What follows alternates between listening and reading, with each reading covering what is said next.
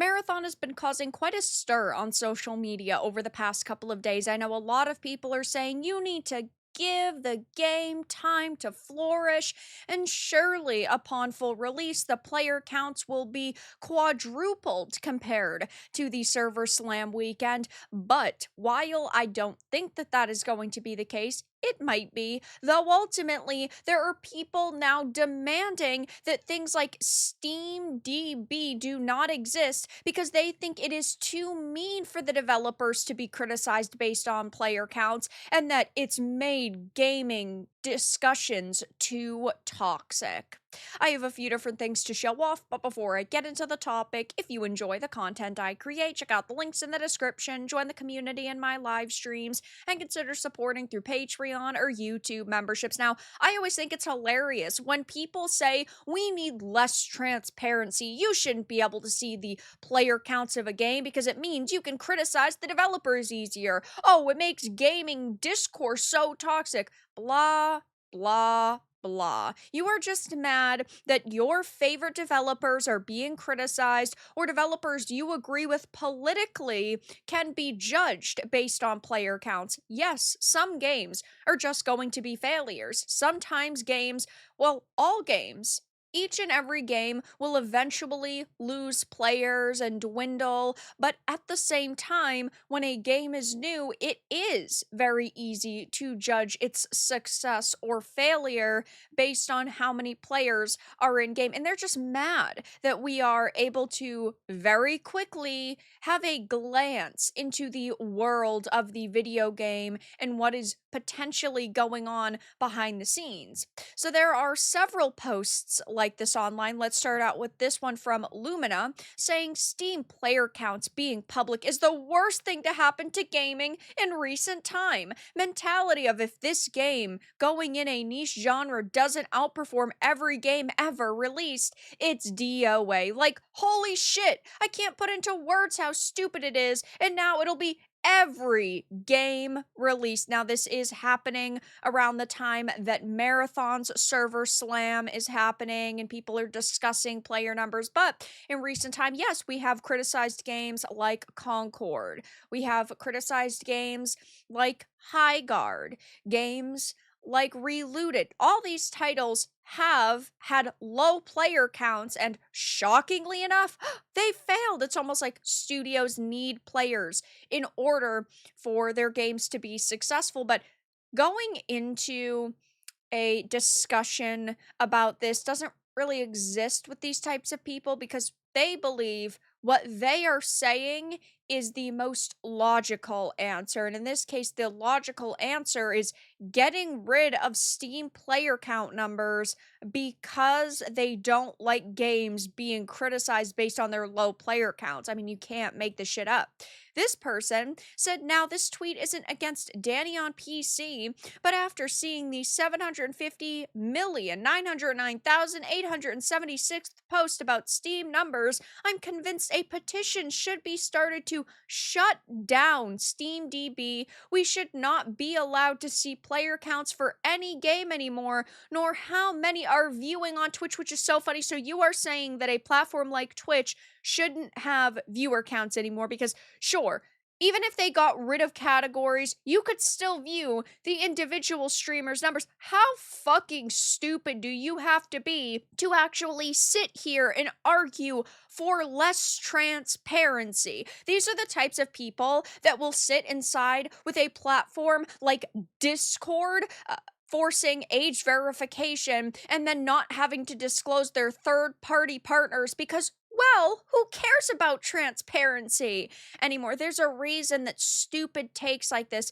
get wrecked on social media and why people don't take individuals like this seriously. And yes, we know that Marathon did peak at 143,621 for its Server Slam weekend, and there's been people arguing that, oh, well, who would want to play a game where your progress doesn't carry over for the full release? First of all, if you hit certain points and achievements throughout this Server Slam, you do get rewards when the full game launches. But regardless, if people are not willing to test your game out when it is free, why do you expect people to play your game when it is a paid entry? And yeah, I'm not sitting here and saying that this game is going to completely flop. Bungie has a lot of fans. Clearly, 143,000 people is just the all-time peak. There's probably like 2 million people that ended up downloading it.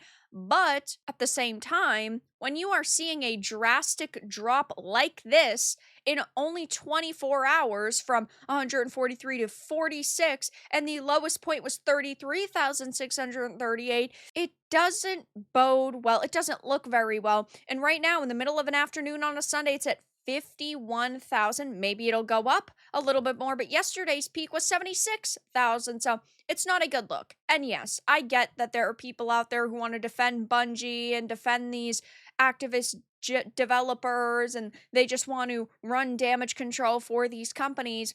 But you have to understand why transparency is important. It is because companies can just lie. They can say, our game is doing great, our game is doing phenomenal, our game is absolutely crushing the competition right now, and they don't have to prove it.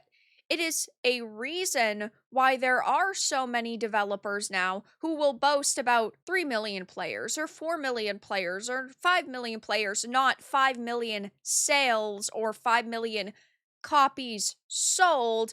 And this is why transparency is important. If you don't understand that, you are a lost cause. And I can't say I'm particularly shocked, given this person is a TTV affiliate. It says that they're she, her, they've got all these flags in their bio, but they also talk about marathon hype, so this is clearly a Bungie shill. And then this person says that they yap about games and they've got 25K on TikTok, so they are just looking for attention and, a post to go viral. But there's a reason why people like this are getting absolutely wrecked. Nah, player counts are important metric to gauge a game, especially in the multi/competitive games. No, no, no. Don't look at how bad these games are doing. No. So the comment section isn't going the way you planned. You're actually just mad the games for you can't fake success. Do the meme, leave the alone, the multi-million-dollar company. No, journalists can no longer lie and say that a game is a super blockbuster mega smash hit. LOL. Games that are considered successful that either had a rough start or never hit astronomical numbers. You have titles like Factorio, you have titles like Stardew Valley, Subnautica, Hades, but again, there is a big fucking difference between a game that had $1 million budget or even a $500,000 budget versus a game coming from a studio like Bungie that was purchased for $3 billion, owned now by one of the largest companies in the video game industry. Something like Marathon had tens of millions of dollars put into it, and after all of the rehauls, I bet that they spent over $100 million on it, versus a game like, I don't know, Factorio hitting 118,000 all-time peak when it was made by a tiny team of people who probably didn't even get paid during the development cycle. So there's a very, very different argument to be made there about the cost of a game versus how much it actually brings in. Like, if you've got a team of 2 people who made a game and, I don't know, paid themselves, I don't know, 15K for the development cycle versus a Bungie who is worth billions of dollars, it's different. Do you happen to work for Ubisoft? And it brings up how Ubisoft wanted Steam to hide concurrent player count data because it made it harder for them to lie about their player counts and to fake their player counts. And, well, it hasn't worked out in their favor so far because SteamDB is just going, no. Steam's going, no. And these big companies want this to happen, but it's not. So this discussion is so stupid, in my opinion. Sitting here arguing for less transparency is an insane take to have, but it's coming from Shell, so I can't say I'm shocked. But I'll be keeping my eye on Marathon and how it's doing. The player counts for the Server Slam definitely have dropped quite a bit, and we'll see when it releases in a few days if it still is doing good and it's as successful as people expected, but I just have a feeling this is a game that may struggle. But that's all that I had to discuss in this video. Let everyone know your thoughts in the comments below. If you found this important and informative, make sure to give it a like, share it, and subscribe to the channel. And if you didn't, give it a dislike. I appreciate your support either way, but I'll talk to you all again in the next video really soon.